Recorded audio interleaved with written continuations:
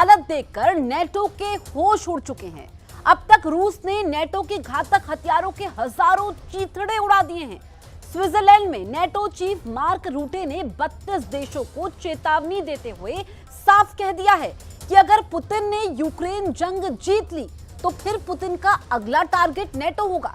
NATO chief ने यहां तक कह दिया कि पुतिन को अगर नहीं रोका गया तो रूस पूरी दुनिया पर राज करेगा।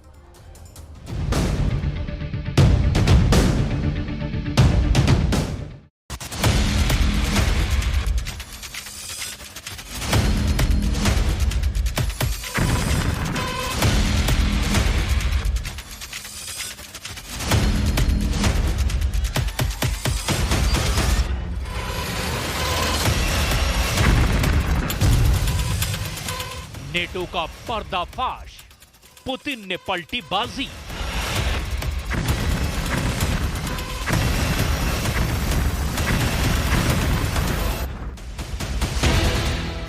ट्रंप के शपथ लेने के बाद से अचानक नेटो के 32 देश रूस से सटे बॉर्डर पर बेहद एक्टिव हो चुके हैं। रूस यूक्रेन जंग में वॉर फ्रंट से इस वक्त जो खबरें आ रही है वो साबित करती है कि रूस ने राष्ट्रपति ट्रंप, नेटो चीफ मार्क रूटे और यूक्रेन के राष्ट्रपति ज़ेलेंस्की को यह साफ साफ संकेत दे दिया है कि जंग तभी रुकेगी जब रूस की हर शर्त को बिना शर्त मान लिया जाए।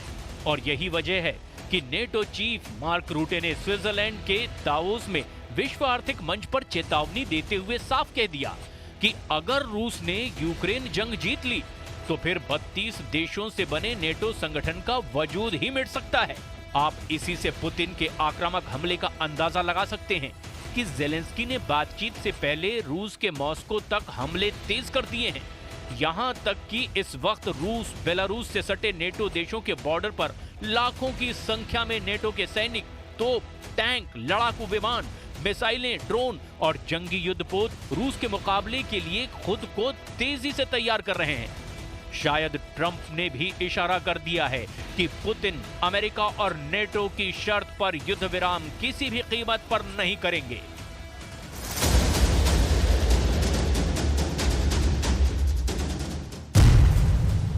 यूक्रेन का मिटेगा वजूद, 32 देशों की हार तय।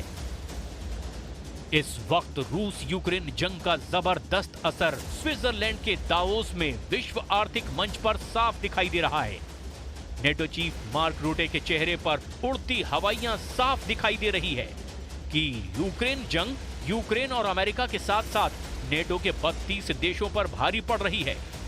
मार्क रूटे ने तो यहां तक कह दिया है कि रूस को हराना बेहद जरूरी है। अगर रूस जीत गया तो समझिए कि पूरी दुनिया बदल गई।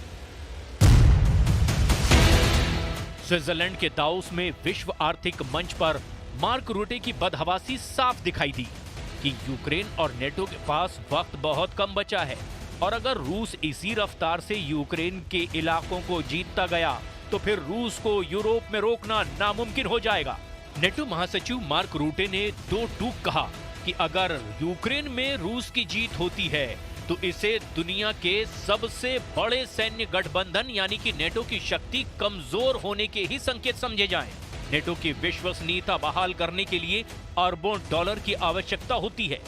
नेटो चीफ मार्क रूटे ने यहां तक कह दिया, ये अभी अरबों अतिरिक्त नहीं होंगे, लेकिन अगर ऐसा नहीं किया गया तो खरबों अतिरिक्त हो जाएंगे। रूटे ने अपील की कि पश्चिमी सहयोगियों को कदम बढ़ाना चाहिए और यूक्रेन का समर्थन कम नहीं करना चाहिए। Get a bad deal, it would only mean that we will see the president of Russia high-fiving with the leaders of North Korea, Iran and China, and we cannot accept that. That would be geopolitically a big mistake.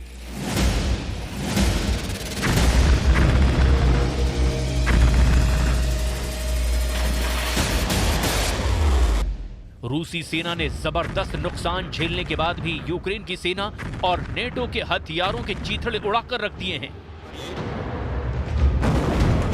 अब जो खबरें आ रही है उसके मुताबिक NATO के 32 देशों की सेना एकजुट होकर के रूस, बेलारूस और यूक्रेन के बॉर्डर से सटे नेटो देशों में जमा होने लगी हैं।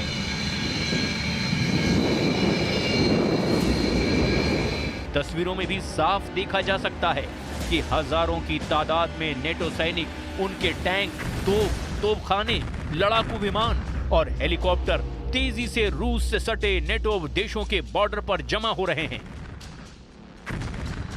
पुतिन ने पहले ही कह दिया है कि रूस युद्ध तभी रुकेगा जब उसकी शर्तें यूक्रेन, अमेरिका और नेटो मानेंगे।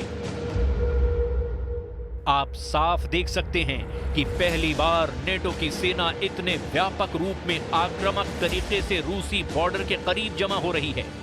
यानी नेटो चीफ मार्क रूटे की हताशा, घबराहट का साफ असर यहां नेटो सेना के मूवमेंट में भी साफ दिखाई दे रहा है। नेटो की सबसे बड़ी दिक्कत नेटो देश ही बन रहे हैं। नेटो देश हंगरी और तुर्की पहले ही कह चुके हैं कि वो रूस के खिलाफ जरूरत से ज्यादा नेटो के हथियारों को बर्दाश्त नहीं करेंगे।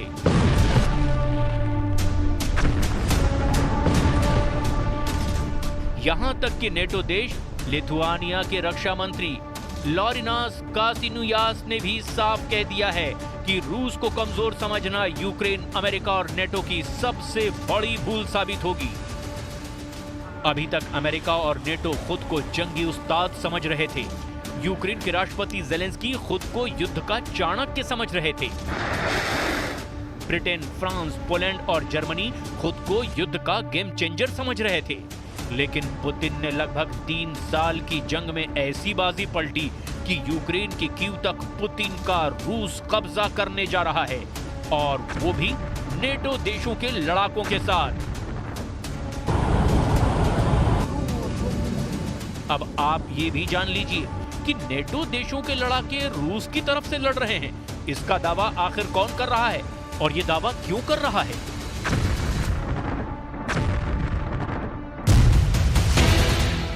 नेटो देश लिथुआनिया की तरफ से दावा किया गया कि इस वक्त लिथुआनिया के सैकड़ों लड़ाके रूस की तरफ से यूक्रेन पर हमला कर रहे हैं।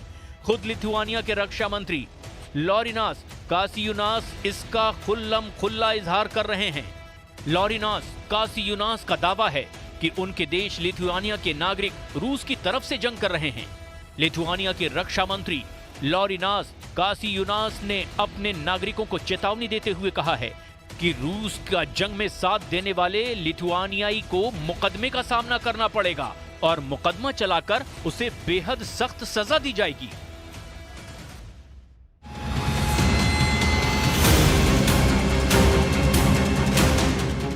तो वहीं दूसरी तरफ जेलेंस्की का यूक्रेन आखिरी बाजी जीतने की कोशिश में जुटा हुआ है।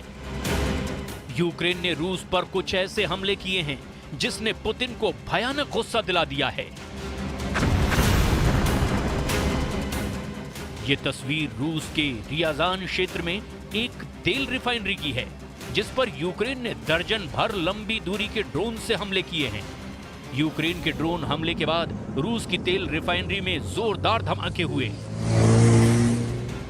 जिससे पूरा इलाका आग की लपटों में घिर गया। तस्वीरों में भी साफ देखा जा सकता है कि रूस की तेल रिफाइनरी में भयंकर आग लगने के बाद लोग अपनी जान बचाने के लिए तेजी से यहाँ वहाँ भागते दिखाई दे रहे हैं। यूक्रेन पिछले 15 दिनों से रूस के तेल डिपो और हथियार के डिपों पर इसी तरह से ड्रोन हमले कर रहा है।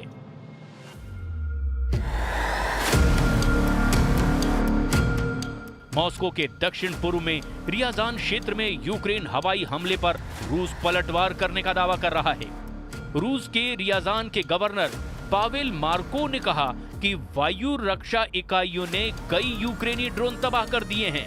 इसके अलावा रूसी सेना ने राजधानी मॉस्को के आसपास 4 स्थानों पर यूक्रेनी ड्रोन के हमलों को रोका।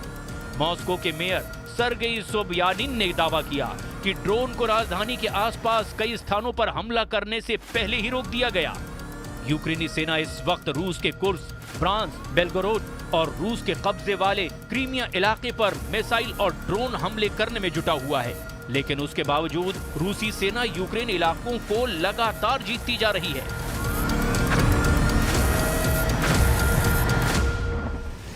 हैरानी की बात तो यह है कि लगभग 3 साल से चल रही जंग में राष्ट्रपति जेलेंस्की शुरू से ही जीत के दावे कर रहे हैं, लेकिन ये बात समझ से बाहर है कि जिस यूक्रेन के 22% इलाके पर रूस कब्जा कर चुका है, वो जंग जीतने का दावा कैसे कर रहा है। जबकि वॉर जोन से आ रही रिपोर्ट के मुताबिक पिछले 15 दिन में यूक्रेनी सेना को भारी नुकसान उठाना पड़ा है। हम आपको रूस और यूक्रेनी सेना के टॉप कमांडरों के जरिए ये दिखाने और समझाने की कोशिश कर रहे हैं कि कैसे जीत का दावा करने वाला यूक्रेन पिछले 15 दिनों में रूस से बुरी तरह से हार रहा है। रूसी सेना का दावा है कि पिछले 15 दिनों में यूक्रेन की कम से कम 450 यूनिट तबाह की जा चुकी है, जबकि पिछले 15 दिनों में ही यूक्रेन को जमीन और आसमान में भारी नुकसान हुआ है। रूस का यह भी दावा है कि महज एक दिन में ही 800 यूक्रेनी सैनिकों को रूसी सेना ने मार दिया है, जबकि 6 अगस्त से अब तक यूक्रेन के 40,000 सैनिक और 132 से ज्यादा टैंक तबाह हो चुके हैं। यूक्रेनी राष्ट्रपति व्लादिमीर ज़ेलेंस्की के कार्यालय ने दावा किया है कि पिछले 11 दिनों में रूस ने उस पर 875 से ज्यादा मिसाइलें दागी है।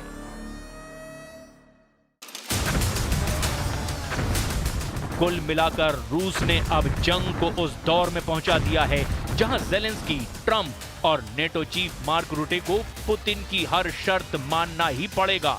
अगर नहीं मानेंगे तो यूक्रेन के साथ साथ अमेरिका, नेटो के 32 देश भी रूस के साथ जंग में तबाह हो जाएंगे।